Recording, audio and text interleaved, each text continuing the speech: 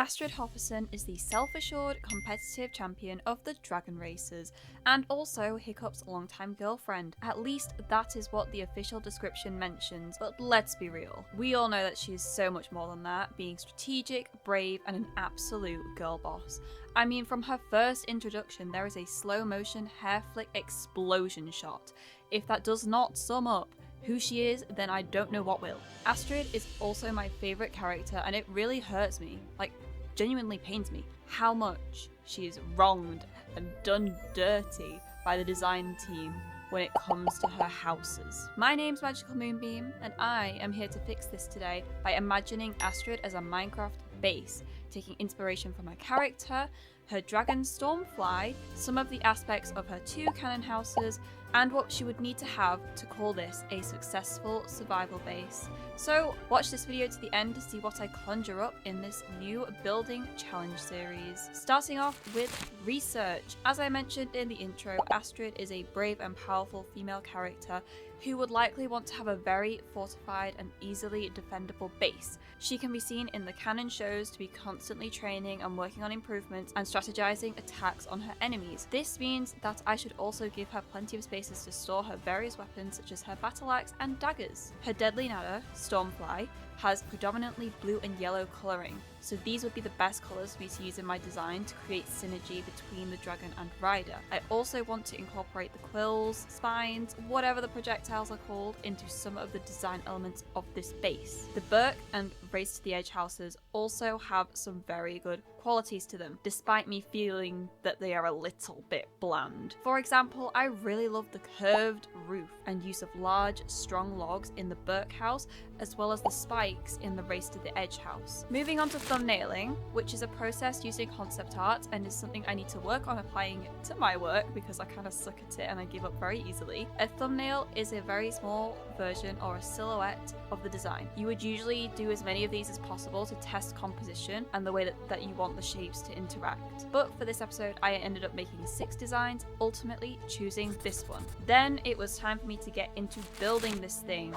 I laid out a couple of potential colour palettes and cracked on with my build, using my thumbnail as a rough guide to help me block out the shapes.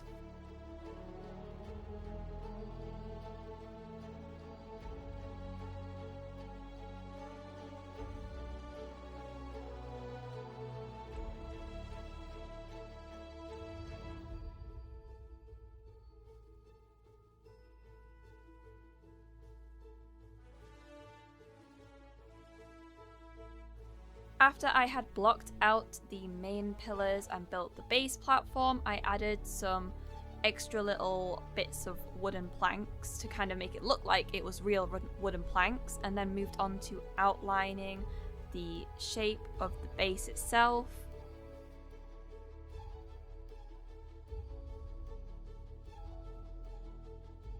You will also notice me destroying and replacing certain parts over and over again. That is because I didn't have much plan apart from my thumbnail, and I really wanted to challenge myself with detail in this episode. So I kept trying to push myself to make everything look a lot more aesthetically pleasing. But that doesn't change the fact that I kind of started out with these basic shapes because I thought that it would make it a lot easier for me to kind of see the shapes and then start adding all these little fine little details.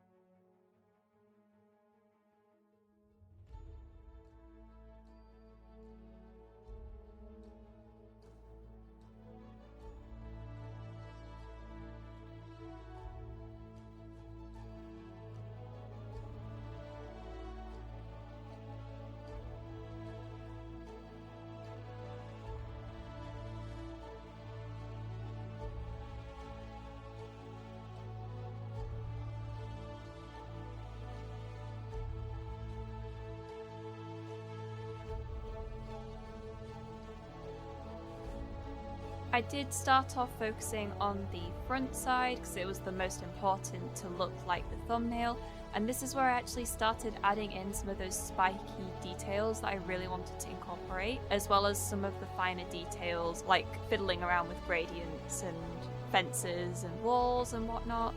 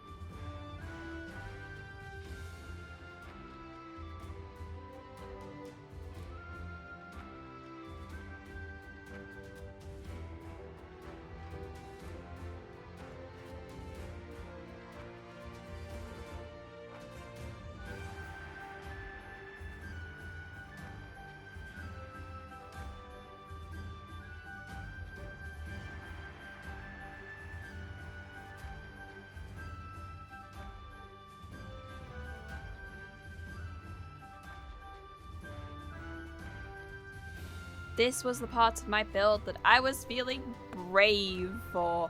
I wanted to make the shields that they display on the houses in Bjork, and given this is vanilla Minecraft, this was no easy feat, and it actually took me a very long time, but I personally think that they turned out amazingly. You could tell that I was definitely getting brave now, because I chose, after these shields, I was so happy with them that I decided to try and make nada heads as a tribute to every other house that Astrid has lived in. It's got some form of nada head representation to assert that it's hers.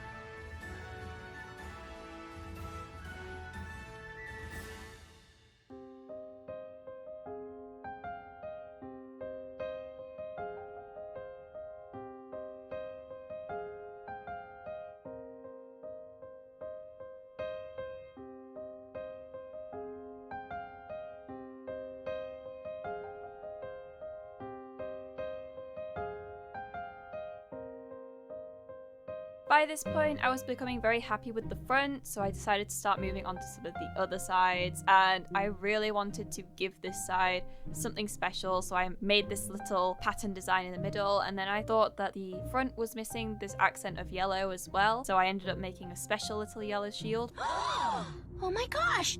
She's bald! She's bald and she's torturing people who have hair! I moved on to the chimney, and oh my gosh, guys, she's bald. I think we're all guilty. Every builder guilty of doing this, where we build one side and then everything else is barren, and sometimes you just don't look at the back. But you know, I wasn't having that. I have to make the back.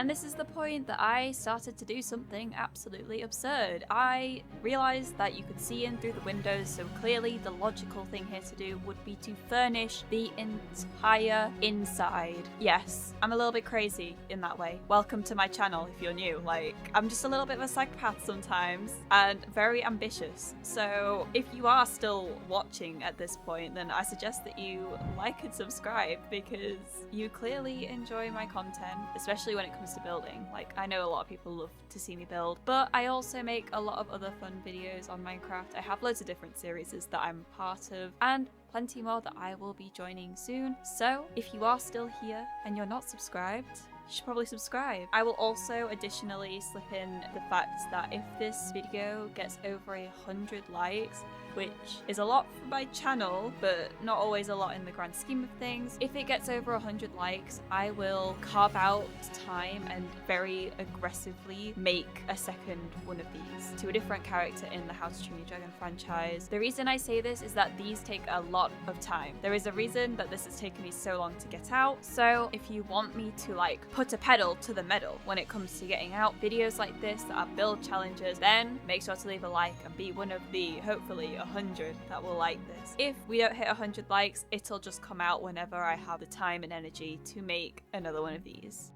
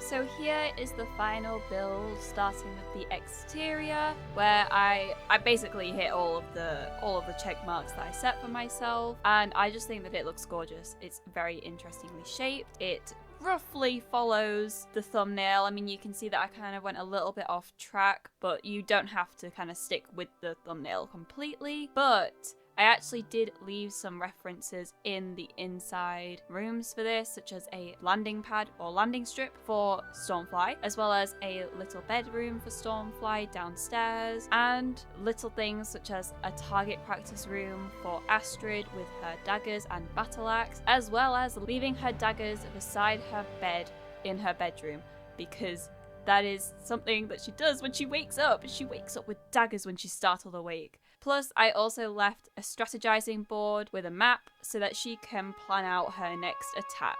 I just want to say thank you so much for watching this video, and I hope you will watch more of my content in the future.